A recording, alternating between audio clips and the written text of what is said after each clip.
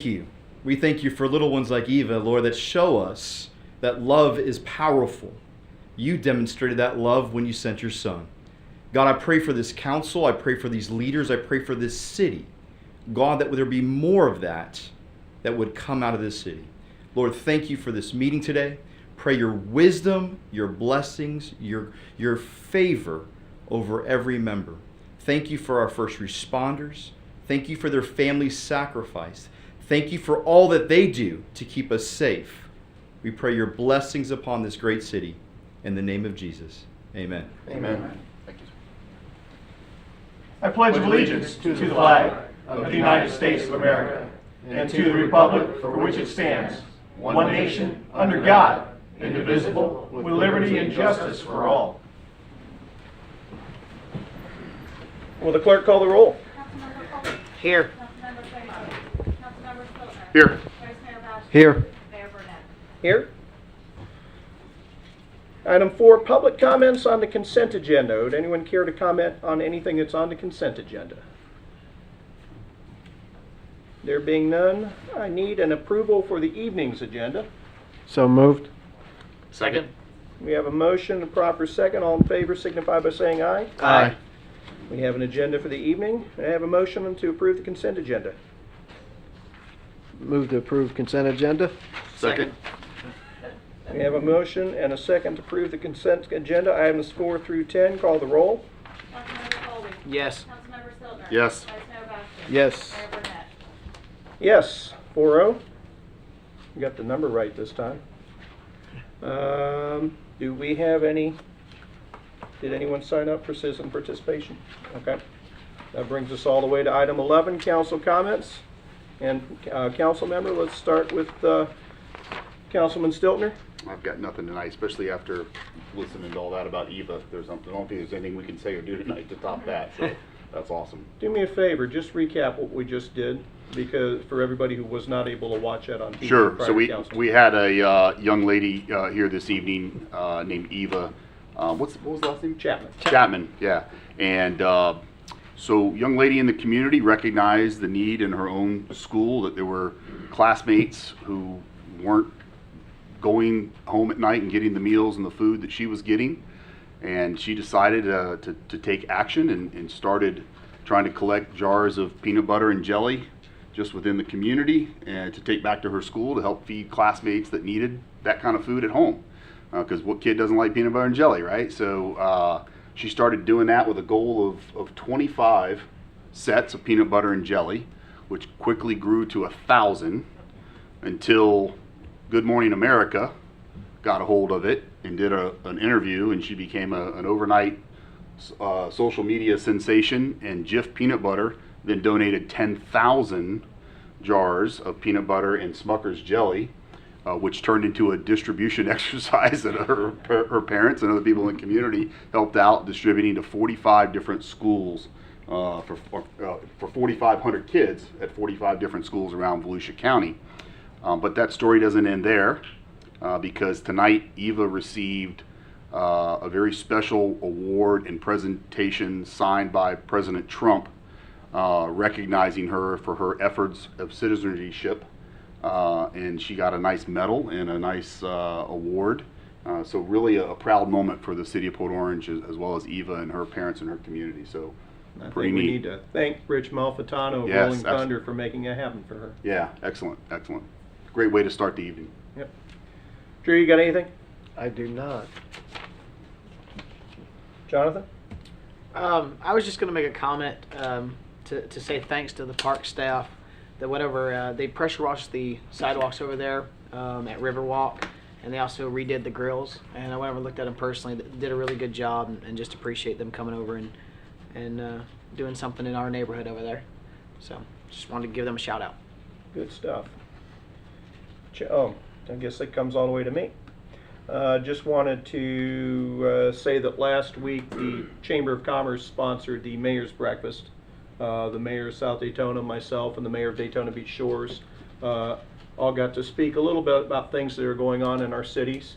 It's always great to get together with my counterparts because I've got a lot of respect for those two individuals, both Nancy and Bill, but the evening, or the morning always culminates with the service awards for all our cities, and just wanted to say that I want to congratulate personally Jalen Nutelski for being Fireman of the Year, and Brian Schnibben for being Policeman of the Year from the city of Port Orange, and they were recognized at that day and that time. Jamie, I had asked you, if you didn't mind, if you could just give us a quick update on what is going on with the rec. Where are we at with that project? Yes, that is moving forward. We do have, I believe, the DRC meeting tomorrow on that item, so it is continuing to progress. Okay. Also, if you don't mind, in the weekly this week, could you get us an update on where we're at, where I should say where the state is at with the installation of our smart traffic light system, and what our timeline and expectation is? Kind of like, I wouldn't mind an update with that.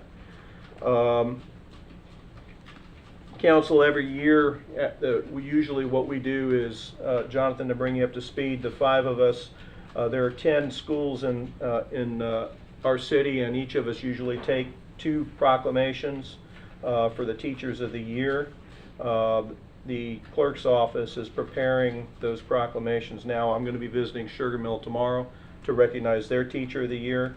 Next time we meet, those proclamations will be ready, and hopefully, if y'all don't mind, we can split those up and deliver them and recognize those people appropriately on behalf of the city of Port Orange.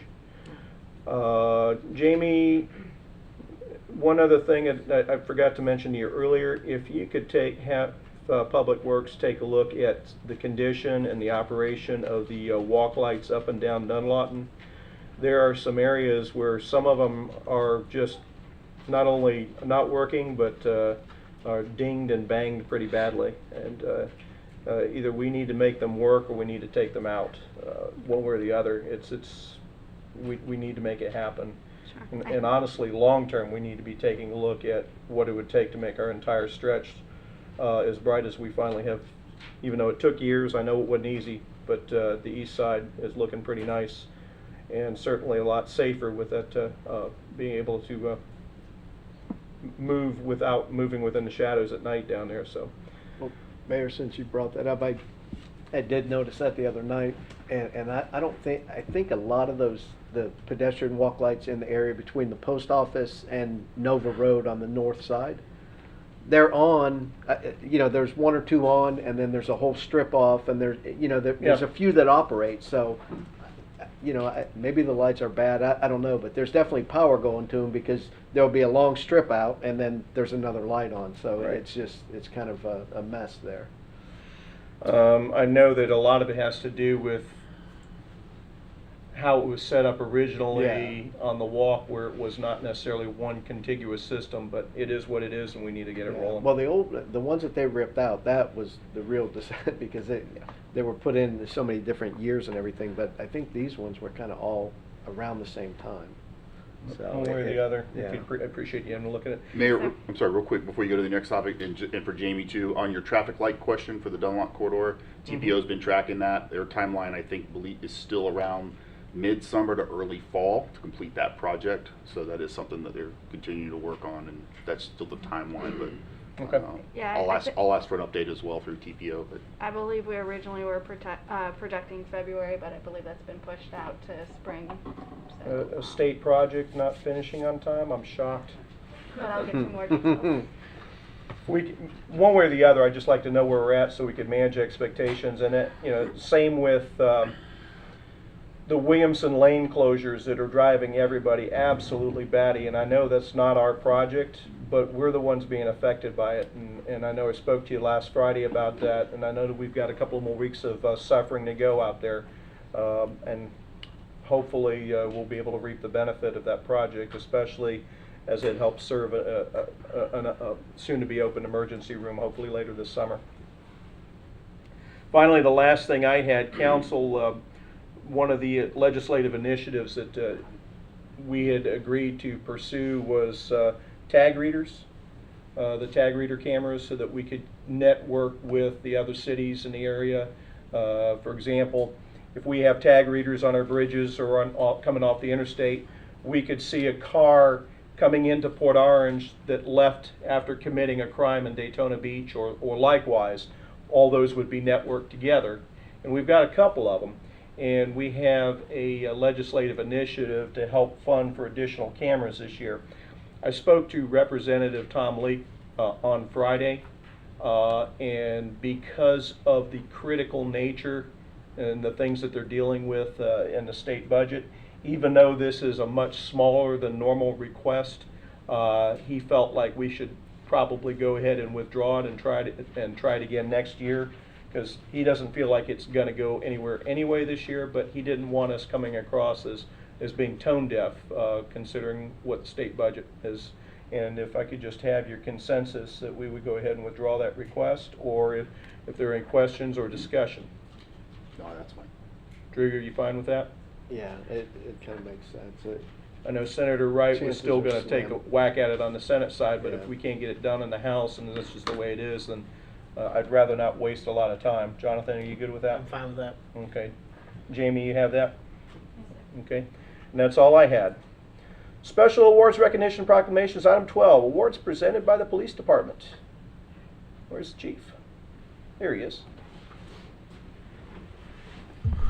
Good evening, Mr. Mayor, Council. Once again, thank you for providing me the opportunity to nominate or award and honor two of our officers and one of our citizens.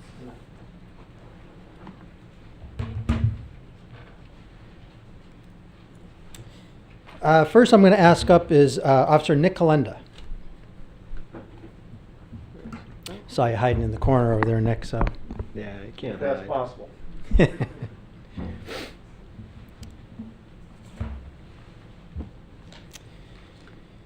On August 6, 2020, at 0300 hours, Officer Nicholas Kalenda was conducting burglary patrols in the area of Dunlawton Hills subdivision, which we had several recent car burglaries in the area. While patrolling, he located a parked vehicle occupied by multiple people.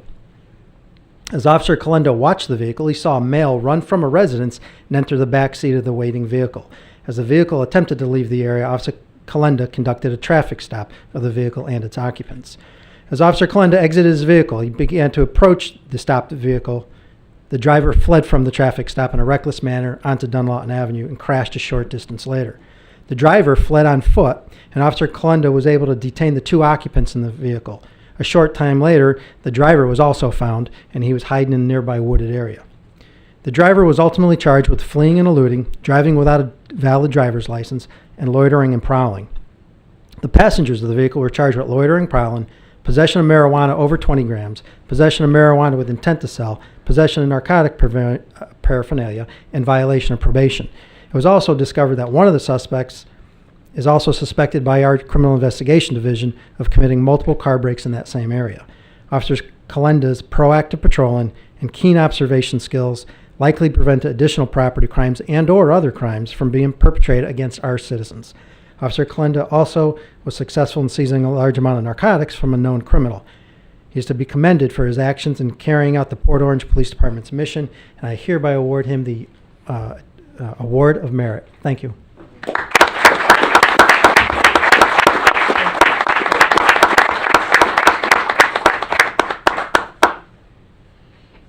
Way to show up the detective division. Good job. Well done.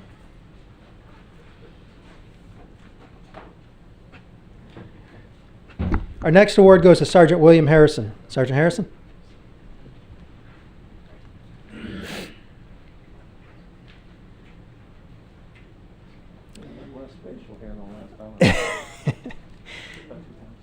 On August 22nd, 2020, at 0438 hours, Sergeant Harrison was conducting business checks behind the Lowe's Home Improvement Store located at 1751 Dunlawton Avenue. Sergeant Harrison observed a silver van backed up to a tractor-trailer behind the business. The trailer's back door was open, as was the van's. He could see a ladder laying horizontal from the back door of the trailer to the back door of the van. As Sergeant Harrison approached, a male appeared and he removed the ladder. Sergeant Harrison immediately exited his vehicle and began to question the subject, who initially told the sergeant that he was a Lowe's employee and had permission to remove the appliances from the back of the trailer. Believe it or not. Disbelieving the story, this is good police work here. Disbelieving the story, Disbelieving the story provided to Sergeant Harrison, he further investigated and found that the subject has not been employed by Lowe's for several years and was in fact actively burglarizing the trailer at that very moment. The subject was taken into custody and arrested for burglary and possession of burglary tools. Sergeant Harrison should be commended for his diligence and investigative skills, which directly led to stopping a burglary and a successful apprehension of a criminal. Sergeant Harrison is hereby awarded the Commendation of Merit. Great job, Bill. Thank you. That's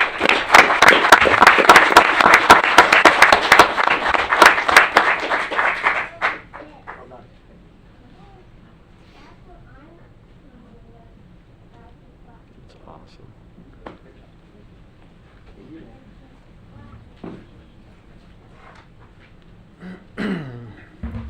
And our last award, and it's going to be hard to outdo Eva, but our last award is a Citizens Award.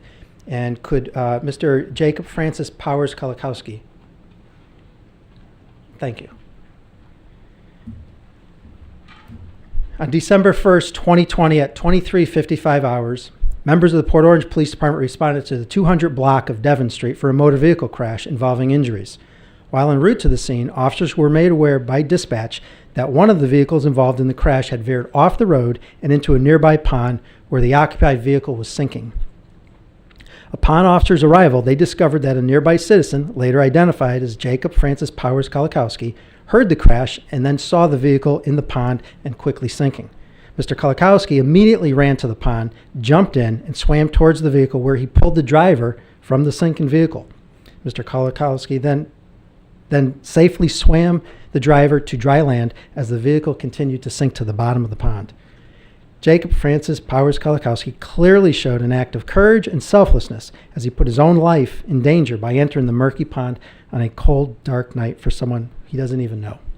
Without his quick action, the driver of the sinking vehicle may not have survived the traffic crash.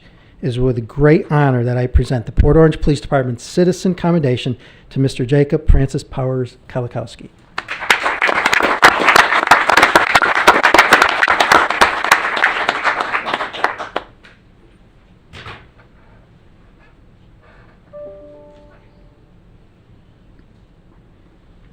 And I also have a Port Orange Police Department challenge coin for you as well. On the front is our insignia, and then on the back, the American flag. Oh, that's so cool. Our core values. So thank you for all you've done. It was an amazing feat for a citizen. We heard 2 stories tonight of our citizenry. Yeah, that's so great. It was just amazing. Great job. Thank you. Well done. Awesome. So, as I usually end these, Mr. Mayor, with a little comment, tonight's awards, we as citizens all get to sleep at night in our homes with our officers out there patrolling, making it safe. Today was a real difficult day for law enforcement in Florida. We lost 2 special agents down in Sunrise, Florida. They were shot and killed in the line of duty. It is a dangerous job, but our officers are out there each night and really, as you saw and as you heard, really protecting all of us while we sleep. And then our citizenry, our citizens stepping up like they do every time. That's what makes Port Orange, in my opinion. So thank you for all you do from everybody, and certainly, Jacob, great job. Hey, Chief, before you leave, if you can.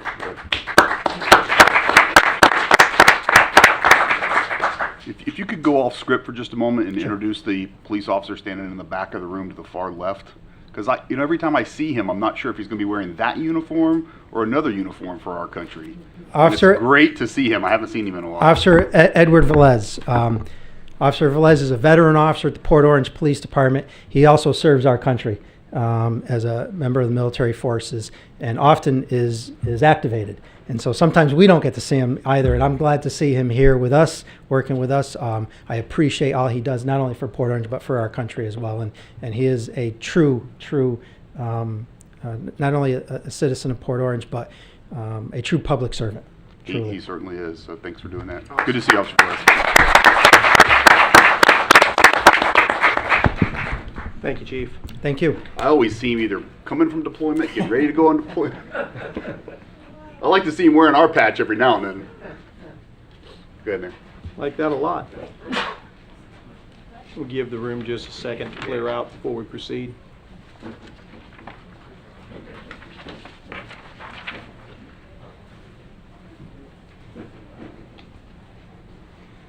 Now, this is also another indication of what a strong family community Port Orange is that not only does people come to be recognized, but a lot of family behind them. And that's a reminder for our community that when our officers go to work day or night, they've got family behind them to back them up, and they pay a little bit of the price too to help keep our community safe. So it's not just our officers we should thank, but their families as well. And Scott, I think you know a little bit about that. A little bit. I actually thought they all came with Councilman Sander from South Daytona tonight, who was popping in. I thought he just brought a lot of extra people down to enjoy Port Orange, but good to see you, sir. Eric's got a little following there. Yeah. Item 13, Parks and Rec Advisory Board appointments. We've got 5 openings. We have multiple candidates, and we have 5 people who are willing to be reappointed along with the additional applications. Council, what's your pleasure? There's 2 that have withdrawn their applications. Which two? Robert Reinhagen and Karen Caldwell. I also got a call today from Kat Atwood. Who's here? Withdrawing or? Yeah. Oh. So, with that, Council, what's your pleasure? Mayor, if you would, Ms. Atwood is here, and in a conversation I had with her, I actually encouraged her to come tonight because she said something to me in a one-on-one conversation that I thought was worthy of having on the record as to what we should do here tonight. Okay. So, if you don't mind. Love to.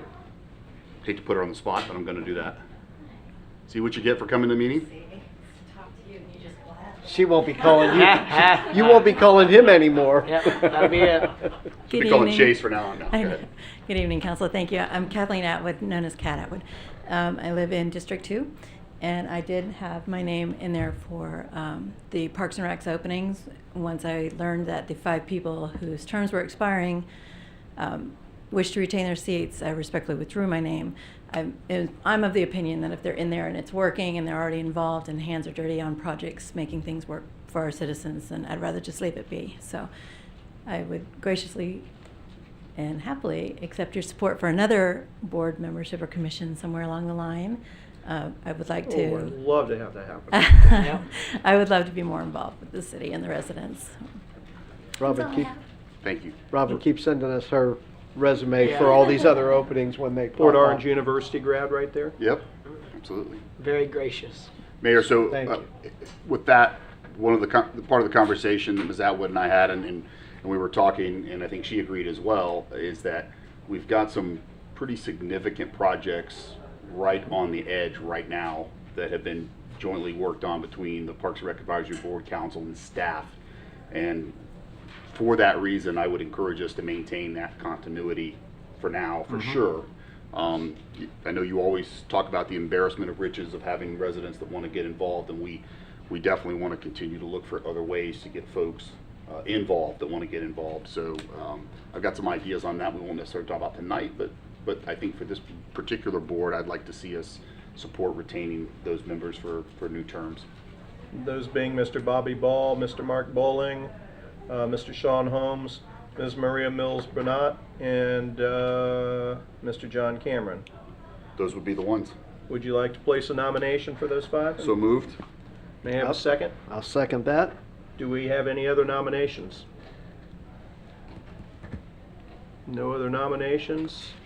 Those are the 5 nominees. Any of the nominees in the audience care to speak on their behalf?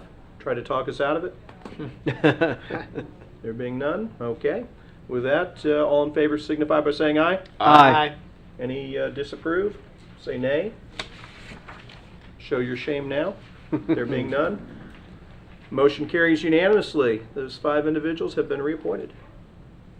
Great. Congratulations and thank you, and you gotta love our benefits plan.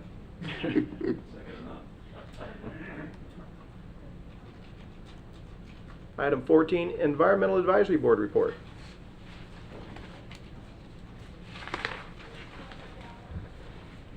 Good evening, everybody. talk about another active and vibrant board of ours. Yes, we're very busy. I'm Christine Cunningham, and I have very honored to be voted back in as the chair for 2021.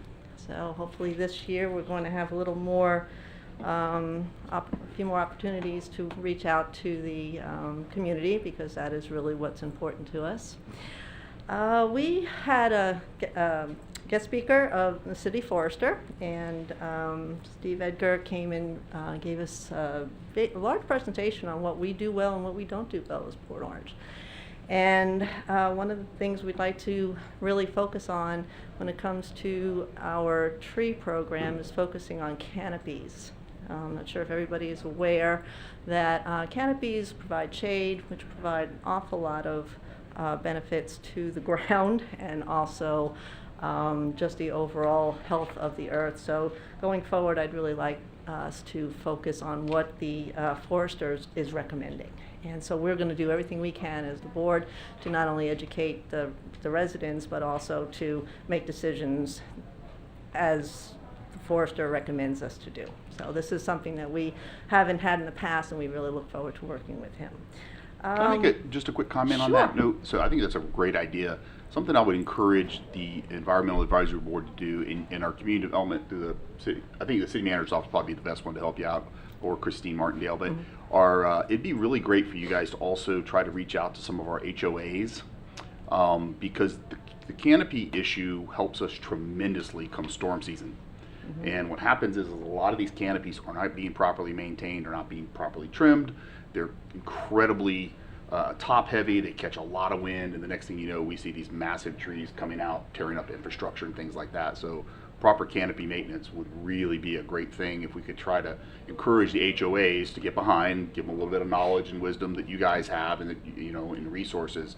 That would be good. So maybe just keep that in mind as well. I think we've got 74, 76 HOAs in our city or something like that. Yeah, that's an excellent recommendation, because you know, we have a lot of people that we think are educated on how to trim trees, and over the last 3 years we have found that that is not the case. Yeah. So there's been some educational opportunities within our city. Some of them work for FPL's contractor. And other organizations that we... I didn't say that out loud, did I? So I think we're becoming a lot more educated.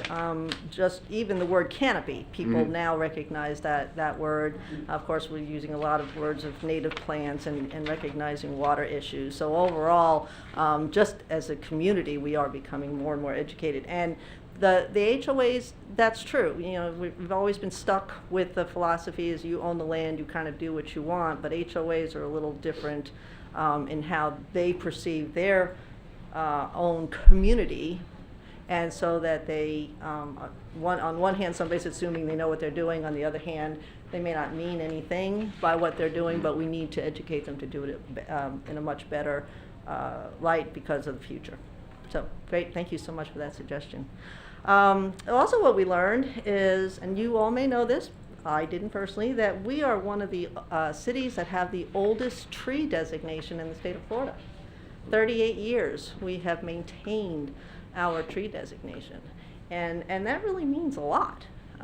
Some are more active than others, but 38 years is really something that we should be proud of maintaining. We're getting our signs put back up for the city. Don't know where they went. We just all decided that a storm must have taken them out, but they're going to go back in. Huh? We'll go with that story. That works for us. Okay. And so we're going to go forward with taking that very seriously, and also using that as one of our 3 goals for this year, focusing on working with Forrester. Also, we have a lot of people that are still interested in single-use plastics and trying to get away from those, i.e. straws, whatever the case may be. I know we have issues within the state that home rule took away our power.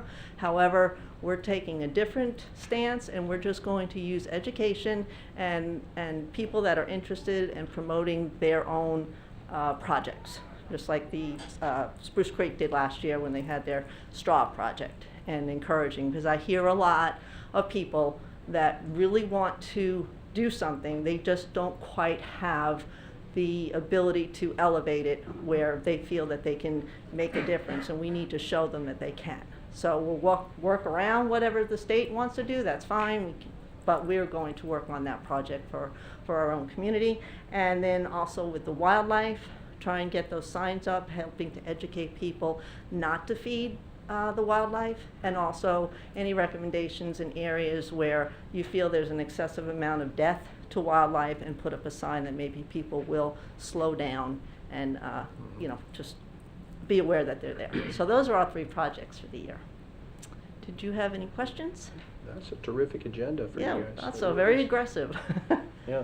With a lot of support. A lot of support. We get people to our meetings, and they come and they speak, and they give comments, and we really have a lot of people wanting to participate in our agendas. Let us know how we can help. Sure. Council, questions or comments from Ms. Cunningham? No, appreciate the Thank you. update. Okay, you're welcome. Thank Thanks, you. Christine. Okay. Regular agenda item 15, financial review preliminary fiscal year 20 results in comparison of fiscal year 21 first quarter to fiscal year 20 first quarter. Dr. Scott Niels, it's been a little while since we've had a finance report, and this is the time of year where a lot of our funds come in. So this is a very, very timely report. I think Mayor and I Council. spoke long enough to allow you to get up here. Thank you. Mayor and Council, it's a distinct pleasure to be here in front of you again. I'd like to start off with an introduction. Some of you know this lady, Miss Linda Truitt. If you would come up for a minute. She has just been hired as our Assistant Finance Director. Right. She comes to us from the Community Legal Services of Mid-Florida, where she's been the Senior Director of Finance from the 2016 to the present, except for now. And before that, she was with the same organization as the Assistant Comptroller and Grant Manager from 2003 to 2016. She has wonderful qualifications that will fit very well with our organization. I think the most important one is probably her personality. I think it will fit very well. She likes to have a good time and has already been introduced to the staff. So I'd like her to say a few words to you. I was just going to say to you that I think this is, you've got a good number 2 in hand. Your hair's already starting to return. Yes, it is. Thank you. It's getting darker even. Go ahead, Lynn.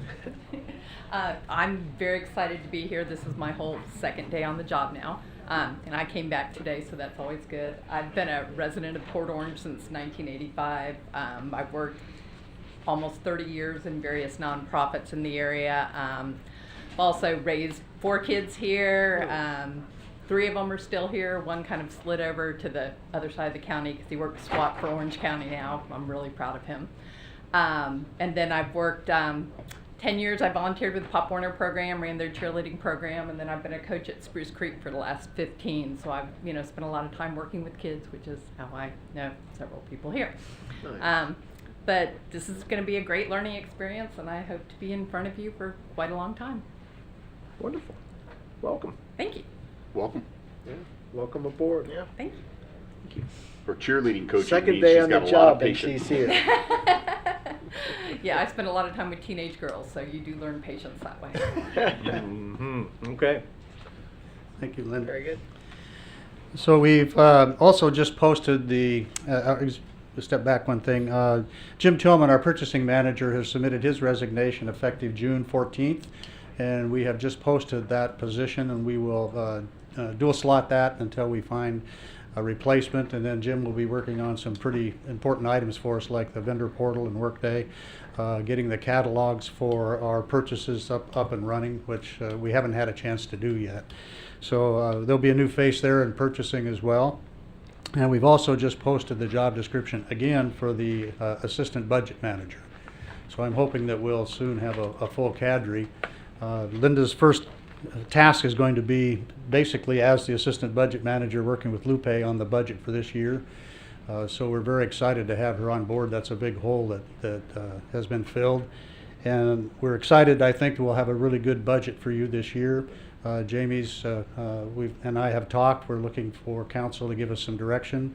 But I think we've worked through all of the Workday issues. We have just completed a year, the 2nd of January. So we've been through our first budget season. We're now in the process of doing our first year-end close. So we've got most of the learning kinks, I think, figured out. We have had to use collaborative occasionally to help us with some specific technical items.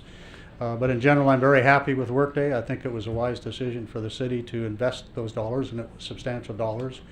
It will give us the kind of information on a timely basis that I think we have not had before. So we're looking forward to providing you with better information to make better decisions. And I'm glad you mentioned HOAs, because one of the things that I would like to do this year, with council's permission and with city manager's permission, is to be more involved in the community early on and doing budget presentations to HOAs. That way it'll help us get the word out to the community, which will help you then in your feedback from the citizens about what they think about our budget process. We will come back to you obviously with that once we get the information, so you'll know where we're planning and if there's any guidance that you would have for us. So with that, I'm glad I had an opportunity to put this together, because it's very good news considering everything we've been through. Oop. Come on. As far as a summary, if you look at what this slide shows, we're looking at about $631,000 of favorable fund balance this year just from operations. That's the good news. The bad news is that most of that came from vacancies within the city. And you know, most of those are from our police department, and Chief Kamali is doing as much as he can to get those filled as quickly as possible. So the good news is that it's now in fund balance. And the other good news is that we were able to receive a little over $2.2 million in CARES Act funding from the county this year. If you put all that together, it shows that we'll have about a 43% fund balance. As we remember, it was 37% at the end of last year. So one of the things that we'll be coming to council with is some suggestions or ideas on how you may want to allocate that. We've talked in the past about having a special emergency fund set aside. There's other CARES Act things. We originally had budgeted on the first budget that you may recall about 700 and some thousand. That was replaced with the full salaries from the police department or the fire department that allowed us then to use our whole funding allocation of the $2.2 million.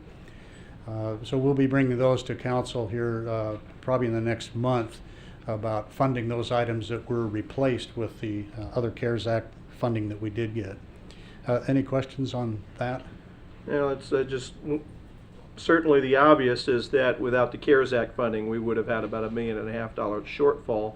But more than that, our shortfall in revenue was $3.5 million, and the CARES Act didn't make up for all of that, and it shouldn't. It's supposed to help us fill a void.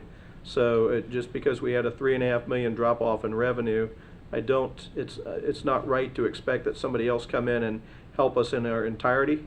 But the CARES Act funding certainly played a role there. It certainly did, but Mayor, you can also see that there was a significant decline in the expenses. Mm-hmm. And so, as I said, we did have a net increase in fund balance. And that's on our side of the house managing it. Yeah. Yes, sir.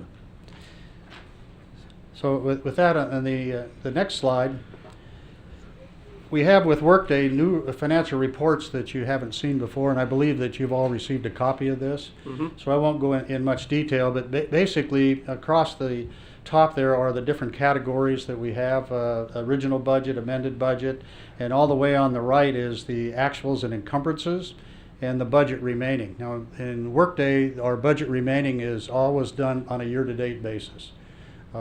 Currently, Workday does not provide the ability to do monthly basis, and we cannot, at this point, give you seasonality. So, for example, when maybe you talked about the ad valorem taxes, we get those mostly in November, December.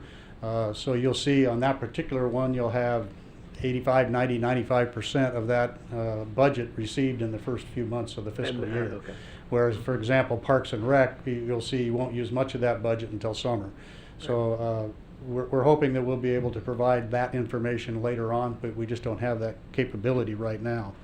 So that's for your information.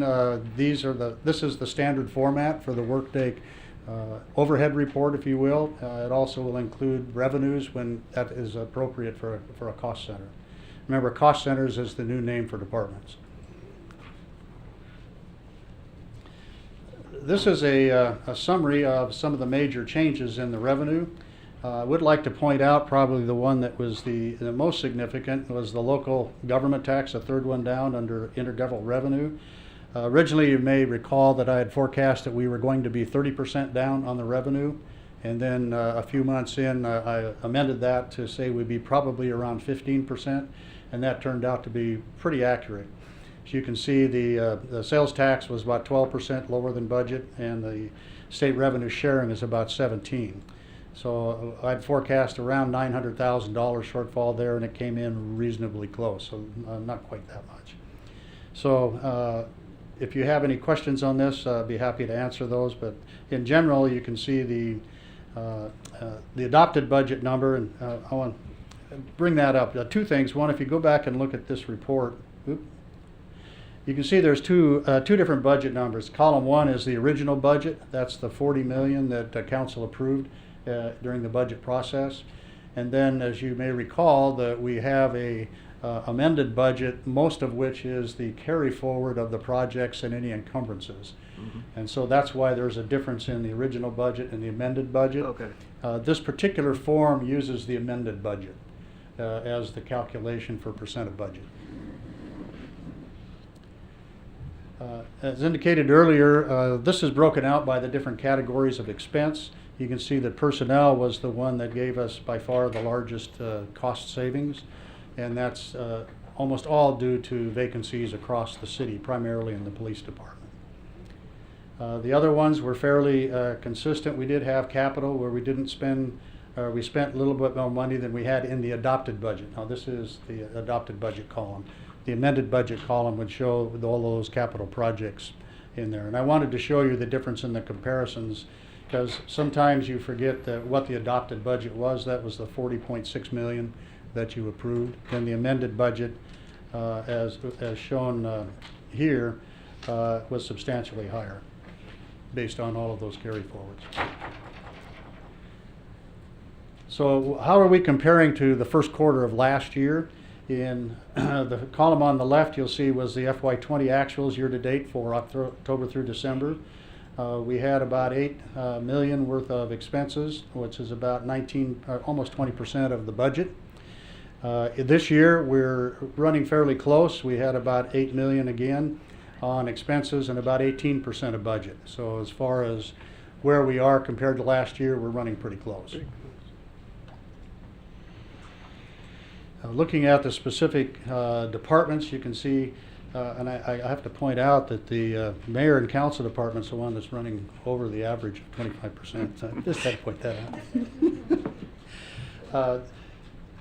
I think we're in good shape. I know going into the budget season that Jamie has given us counsel to take a hard look at what the expenses are. We know what it takes to run the city, and that we'll provide the council with a budget that is reasonable given everything we know at this point. There's always things that we cannot anticipate, but we'll give you the best numbers that we can.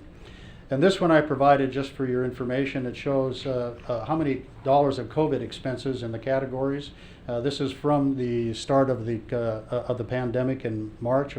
We've spent $114,000 of directly related COVID expenses.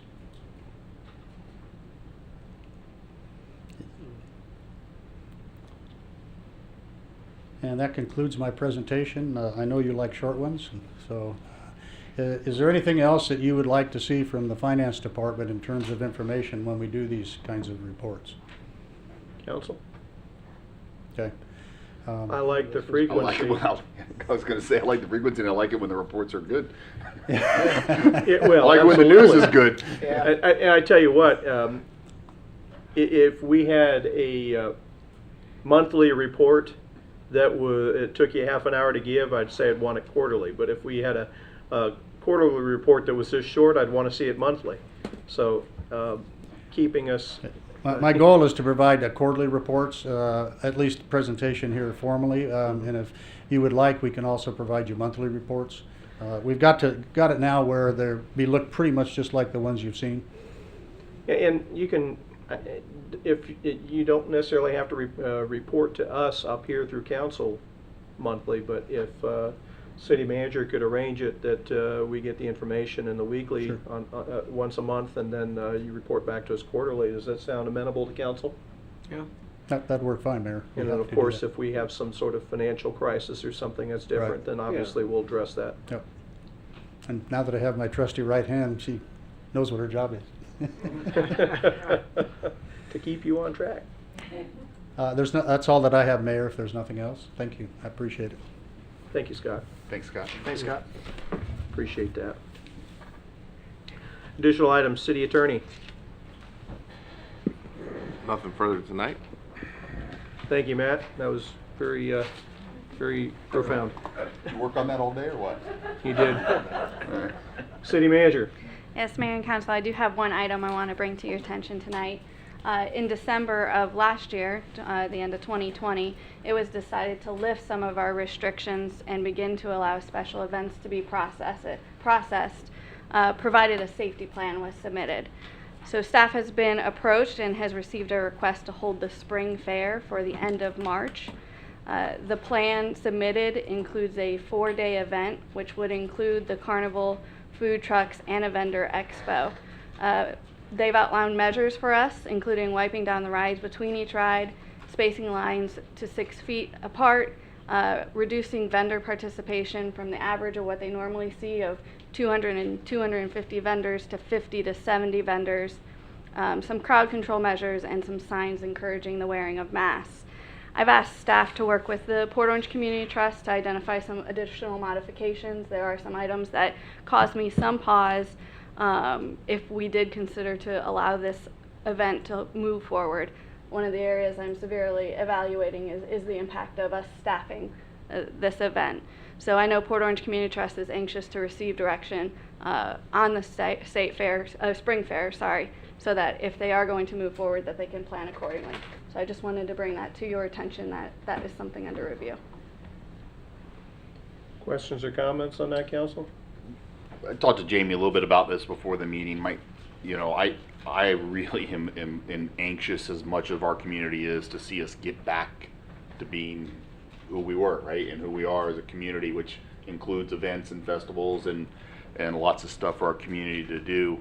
I really want to see us start moving in that direction as safely as we can, but be doing that. I guess the ride thing really gives me some pause. I mean, we've got some great open air spaces where people can space out and we can have some entertainment and some vendor setups and some food trucks. In my mind, I can envision how we can make that work and still be able to maintain some reasonable guidelines and protocols. The ride thing, I just can't. I'm like, and seeing that in my mind, I'm like, how are they going to write down these entire rides in between each group of kids? You know what I mean? That one just really needs to have a lot of thought and discussion. I'm not so sure that's a great idea. Like the idea of maybe doing some entertainment, having some food trucks, modified, starting to step into this, start not only this event, but some other events in our venues that are spacious and give us the opportunity to do some things. I think the community is ready. They've been ready for a while.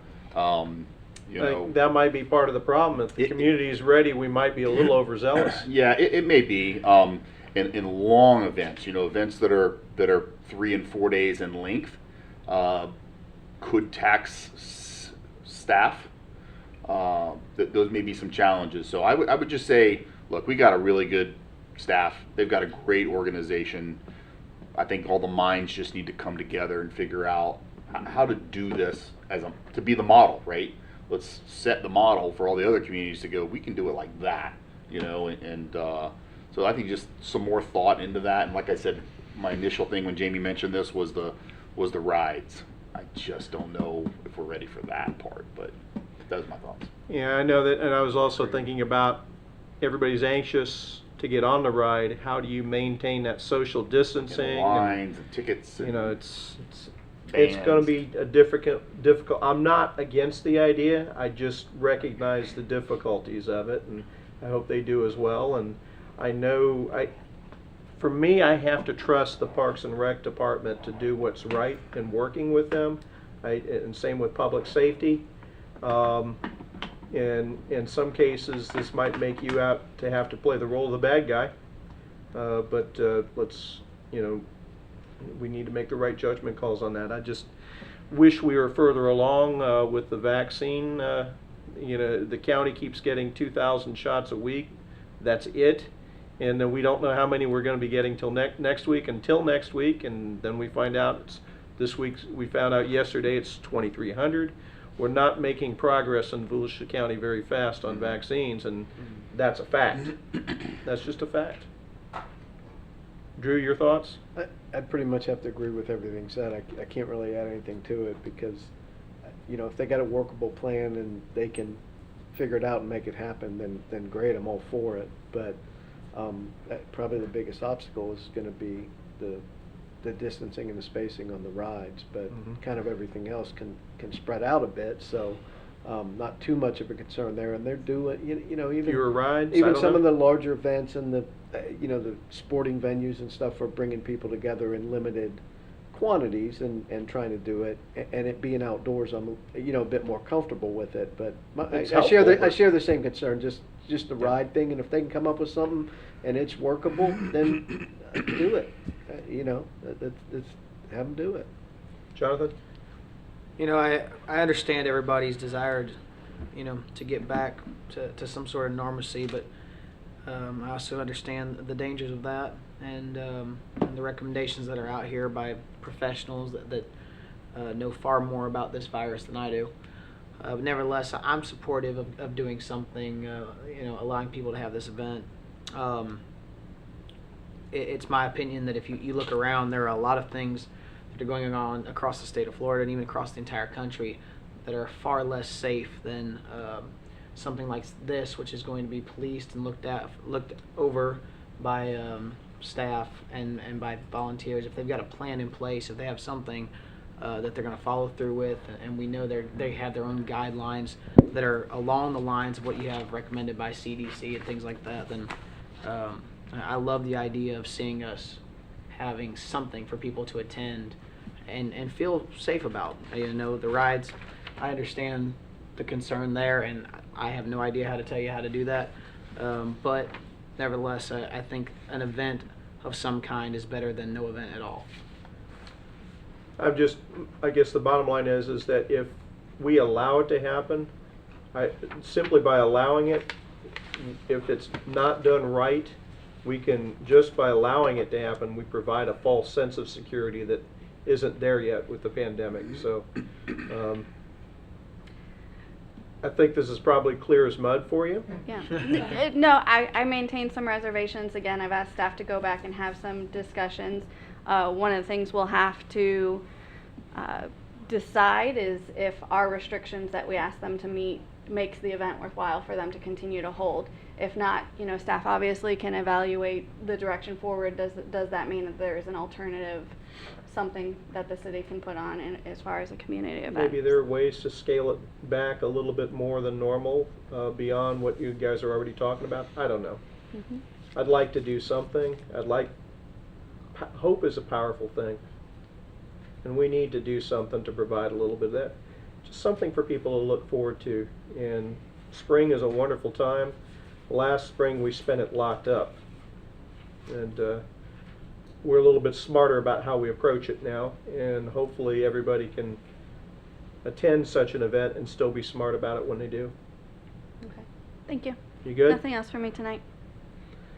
Before we go to council committee reports, somebody snuck in the big crowd who's a guest from another city. Councilman Sander, would you like to come up and say hello? No.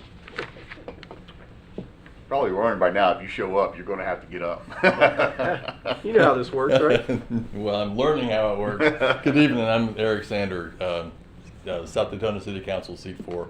I just come here to learn and see how it's done, see how other cities do it, and how I can take it back to my city and to meet some and see some friends, because I don't get to see them very often. So I just want to say hi.